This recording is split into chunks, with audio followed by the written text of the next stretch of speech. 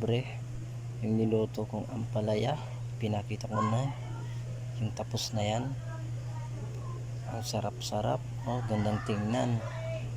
Yan, ganyan lang mga kapobre, kasi maganda yung ulam na to, pampadagdag ng dugo. Kung mahilig kang magpuyat, di ka nakakatulog ng maayos, kain ka lang ng ampalaya para pampadagdag ng dugo, hindi pampaanemic. Ayan mga kapobre, maganda at masarap yan na gulay, masustansya. Morning mga kapobre, maghihiwa ako ngayon ng ampalaya kasi magluluto ako ng ampalaya. At ipapakita ko sa inyo kung paano ako magluto ng ampalaya na gigisa ko sa oyster sauce. Ayan, maghihiwa lang ako.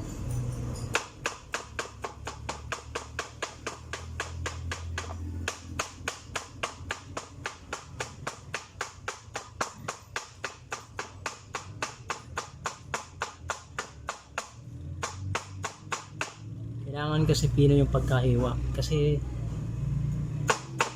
para di mahirap nguyain pagkainin to. Yan kasi gusto ng mga customer dito sa kantin na pinagtatrabahuan ko.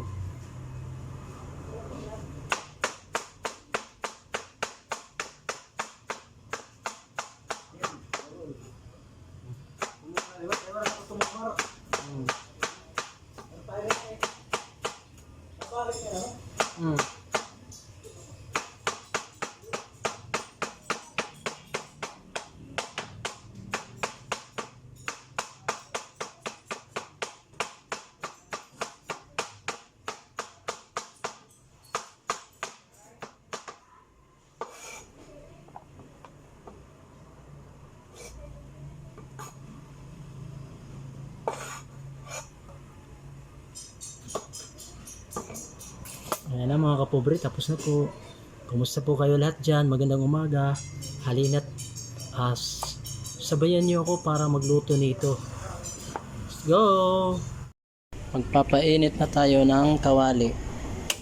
Ayan.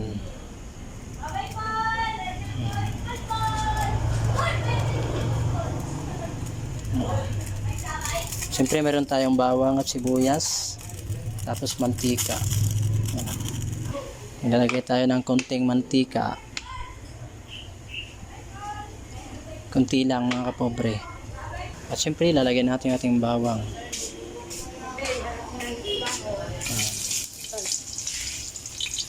Ito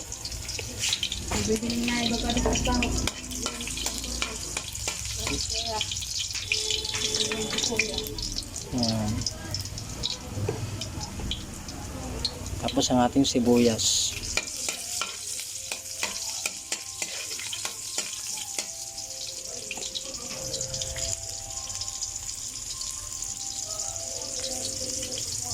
Antay lang natin na maging golden brown. Siyempre ang ating kamatis.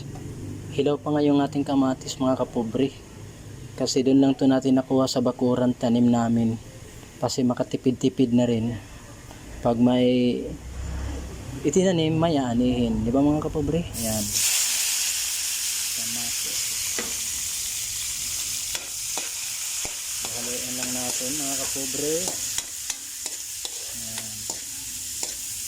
Ganun ako magluto ng ampalaya mga kapobre.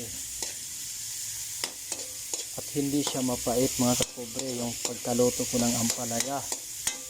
Ayan.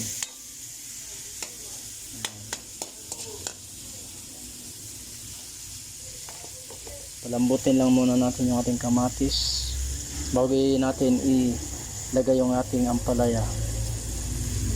At syempre di mawawala ang ating usong-usong seasoning, magic sarap. Kunting budbud lang. Ayan, ganyan lang.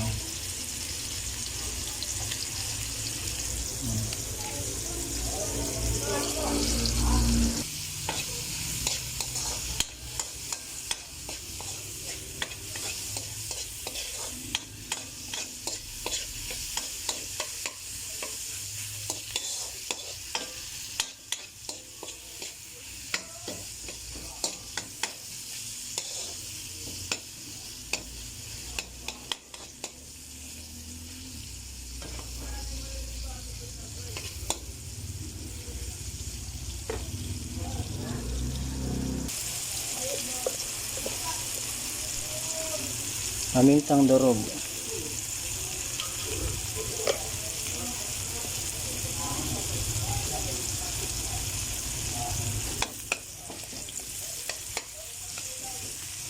Yan. Ilagay na natin yung ating ampalaya mga kapobre. Nahugasan na to kanina mga kapobre. Nahaluin lang natin.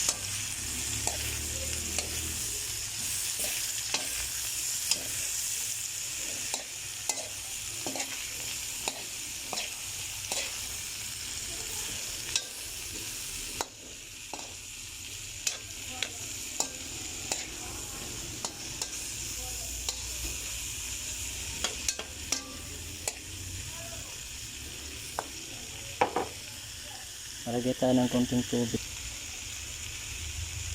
Konting tubig mga kapobre.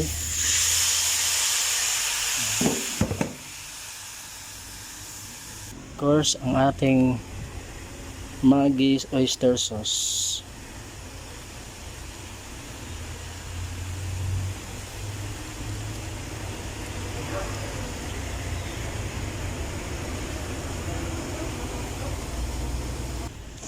Of course, ang ating itlog mga kapobre.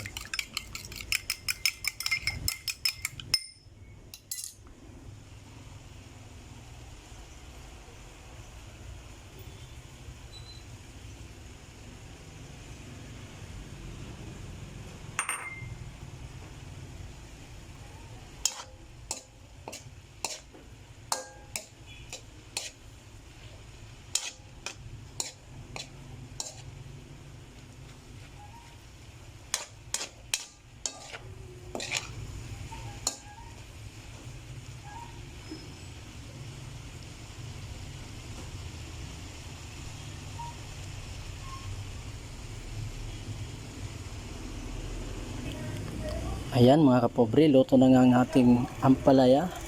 Ginisang ampalaya na may itlog. Ginisa sa oyster sauce. Ayan mga kapobre, pwede na siyang i-serve. At ang bango-bango.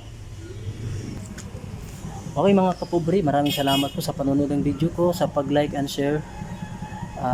Thank you so much. Hanggang sa muli kong vlog. Bye-bye!